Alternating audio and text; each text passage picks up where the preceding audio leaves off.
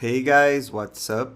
In this video, I'll show you how to make some daylight simulations with our Villa Savoye model. So I have opened again the original file because in the last video we made several changes. So I'm starting all over again. And now I would like to make a specific time of the day, which is noon or even afternoon. And if we take a look at some references, we will notice that in this time of the day, the sun is very white and strong. The shadows are very sharp and we have a lot of contrast. We can also notice that many times the bright areas of the image get a little bit fuzzy, producing a glare or bloom effect. So I would like to simulate all these qualities of this time of the day in our Villa Savoye model. Okay, so first of all, I will start Enscape.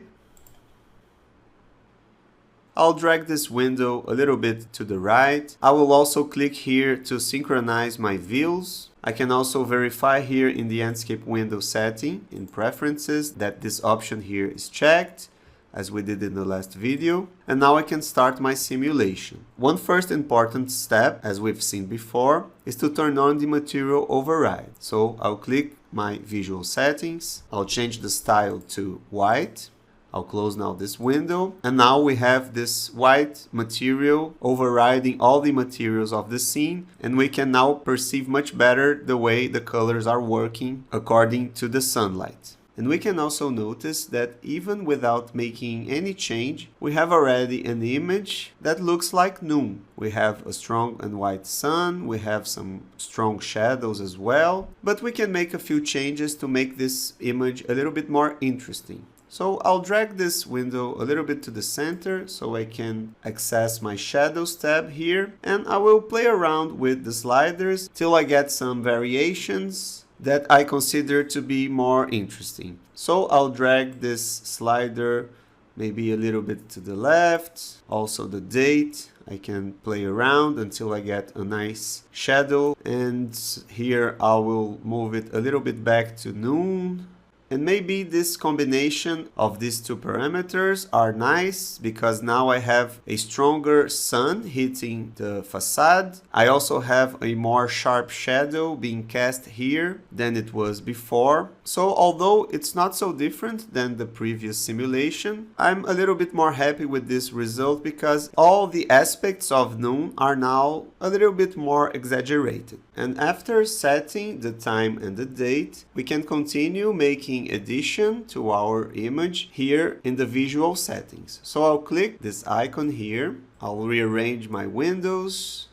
Okay. And here we have many parameters to explore. We can, for example, increase the exposure to have a brighter image. We can explore, for example, the image tab and emphasize the contrast of the image. We can check this auto contrast button here to make it automatic, or we can also increase the highlights so the bright areas are brighter, and also the shadows so the shadows get even darker. So it's a similar effect, but we have more control. We can also play around with the bloom effect to get more glare. So the bright areas now of the image get a little bit fuzzy. So now our image resembles much more a known simulation than before because we are exaggerating in many aspects of this time. We can go on changing some parameters here. For example, we can explore the atmosphere tab, and we could even play around with the sun brightness, and the sun would get even whiter.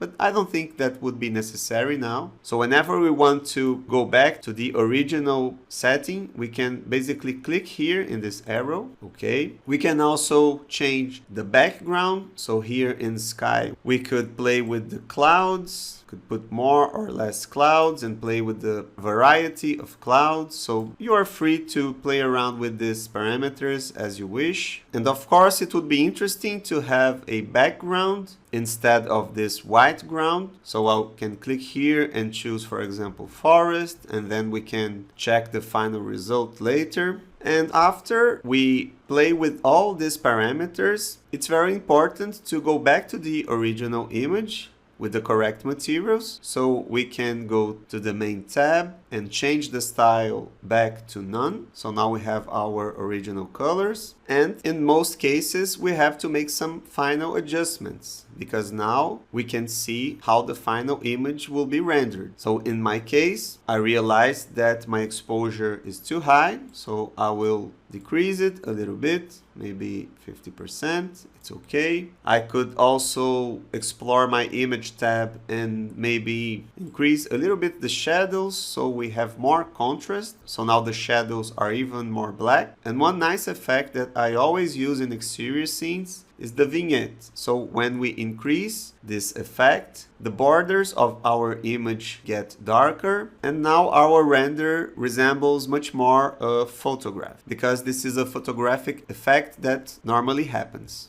And now, if I'm happy with this result, I can render my final image. So first of all, I'll check here the output size of the image, which is Full HD, and for this test here is okay. We can also click here in the save frame, so now we can check the final format of the rendering, and we won't be surprised in the end. And my other suggestion here would be to go again to the main tab and change the rendering quality to Ultra. So now our final render will have the best quality possible. Then I can basically click here in Screenshot.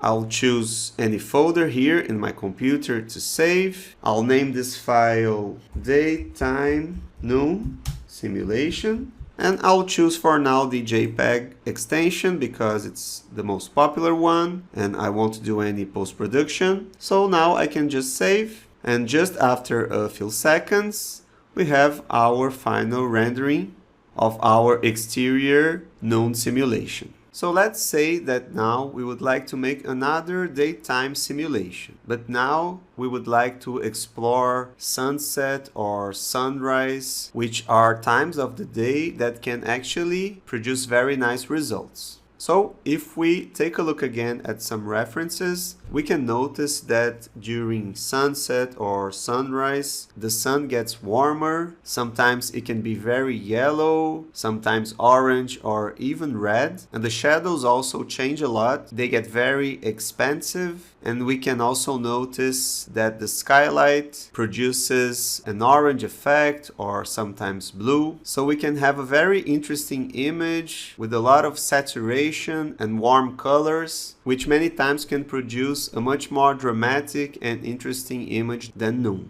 So to start testing out, it's important to once again change the style to white so we can once more perceive the lighting in a better way. I would also recommend to reduce the rendering quality to high so that we don't consume too much memory during this testing phase. And now I will close my visual settings because I have to once again play around with the shadows parameter to change the sun's position. So I will drag the slider probably to the left or to the right so we can get the sunrise or sunset. And I also play around with the date. So you can try and you will see that we will get very interesting results here with different colors participating in the lighting of the scene. Okay, so after tweaking a lot these two parameters, I finally found a nice result with a very warm sunlight and some very soft shadows. So you can try something like this setting here, but you can also try different ones and probably you will get some very nice results as well. And after configuring the sun's position,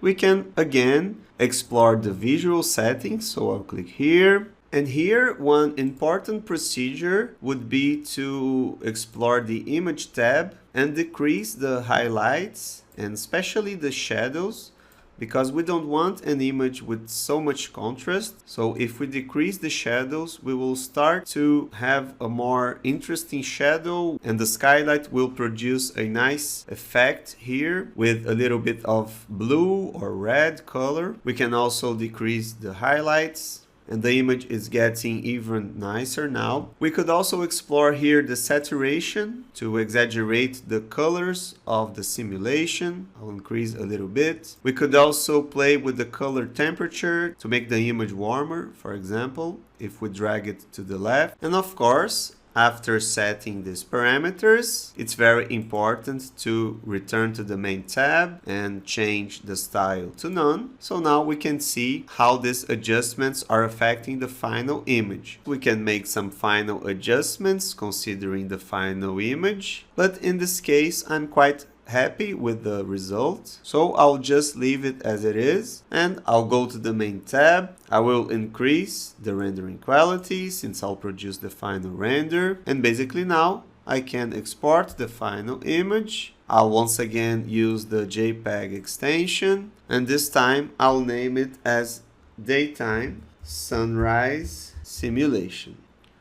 I'll save it.